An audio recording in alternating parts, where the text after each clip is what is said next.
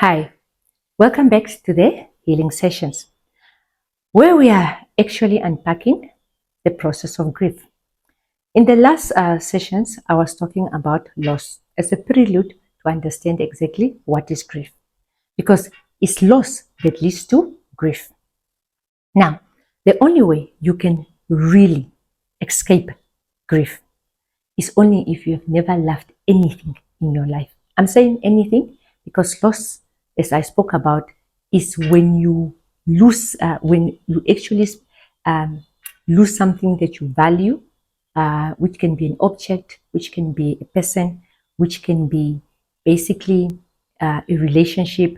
It can even be a belief system. So you thus understand that we experience losses daily in our life. How it will affect us will depend on how much we have valued something and what is that worth that we have put on that thing that we value. So when it comes to grief, grief is defined as a physiological and psychological response a person experiences after a loss of a person, object, belief, or a relationship. Now, when we say physiological, it means that when people tell you that I'm grieving, actually, the pain, you will feel it physically. That's why there is physiological responses. And you will understand when a lot of people will tell you, especially when they are going through a heartbreak. When people say my heart is breaking, what they mean is that they feel that actually everything in their system is breaking into two. So there is physical pain attached to this process. So this process is not only about your thoughts and emotions.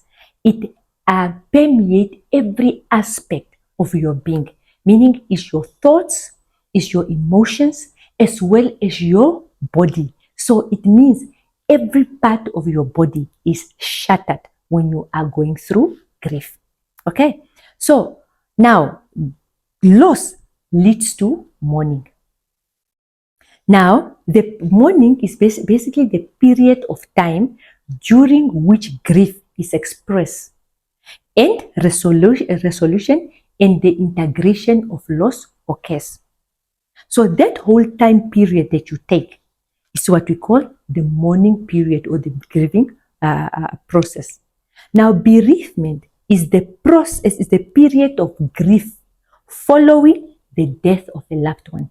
Most of the time, when we say we are going to be doing, especially bereavement counseling, is that period of grief following the death of a loved one.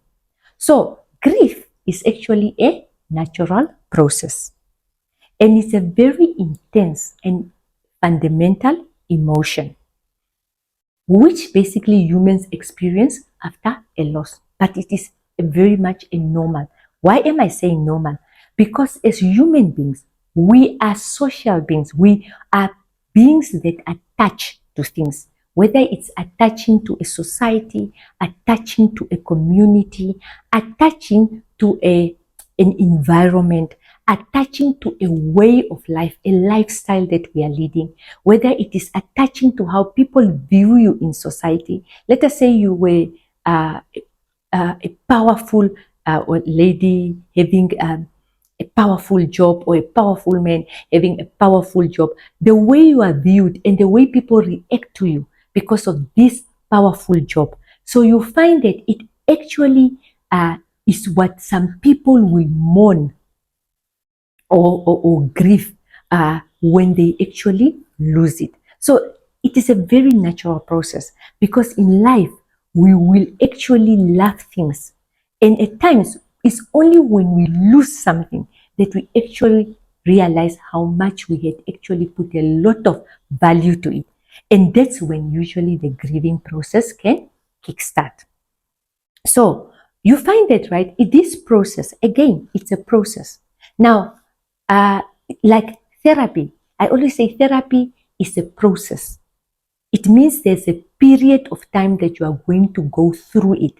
And some people have asked me in session that, Eunice, tell me, When will this pain ever stop? I always say that this is a pain that you are going to live with. The pains get better though with time. But grieving is basically again like taking a plate and you break it into two. Therapy again is putting that plate back. Grieving is like that. Someone dies, you are shattered. You are shattered like these two pieces of a plate. Meaning the experience is so intense, depending on how close and what aspect, like how like the type of relationship you had with this person, or how much value and worth that you have put onto this person. So you are shattered.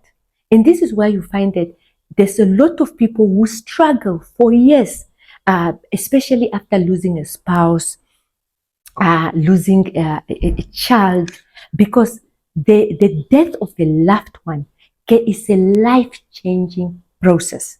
So some people, after this person has died, will never ever be the same again. So there's a fundamental shift and a total life trajectory when someone dies that you had, that basically they make up every part of who you are as a person, that they are an integral part of who you are. And the pain can be so deep that at times some people cannot even see themselves moving forward because it's so deliberate, it's so it so exhausts every aspect of their coping resources to the point that it totally overwhelms them, and because of the intensity of that pain.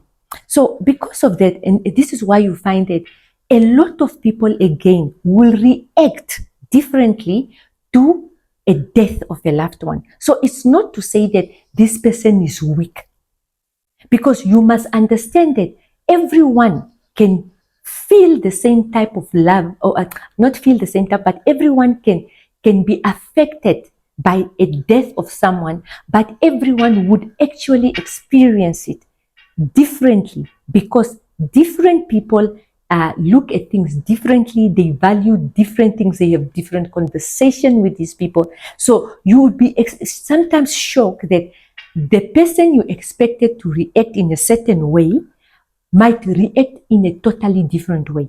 So it's not a matter of you are weak or you are strong. It's a matter of what value, what was the attachment, what was the relationship about that the person is reacting the way they are reacting.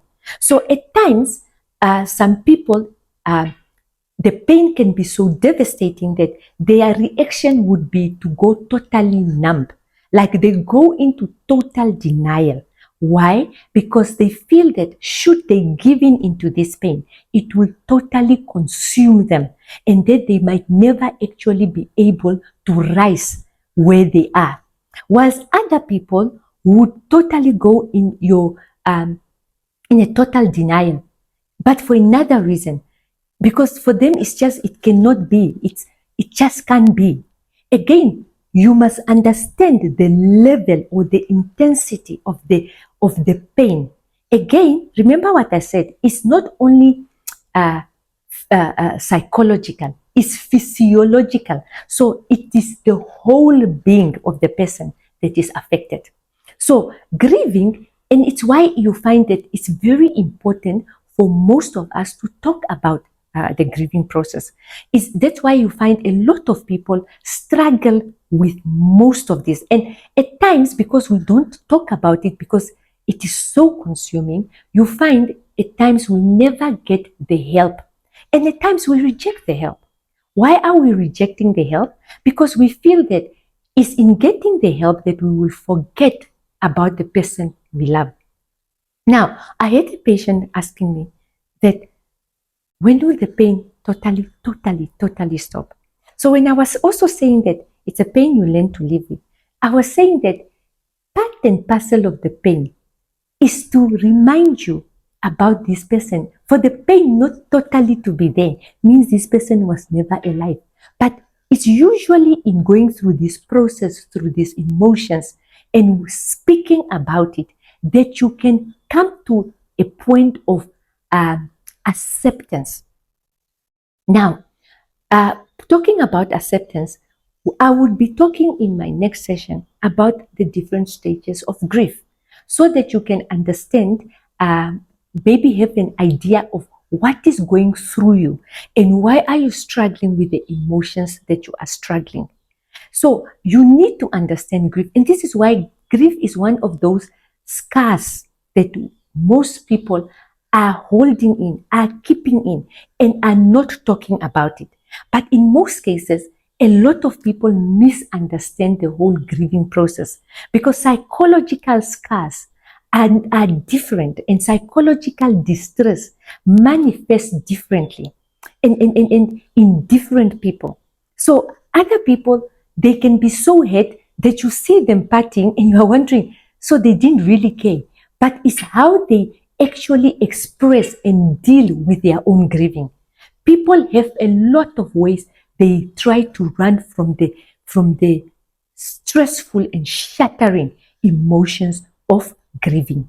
So it's only in us realizing that actually we are in grieving that the process of healing can start, and the journey to actually envelop and be okay with these whole emotions, and actually remembering the person in the ways that would actually make you move on can actually take place.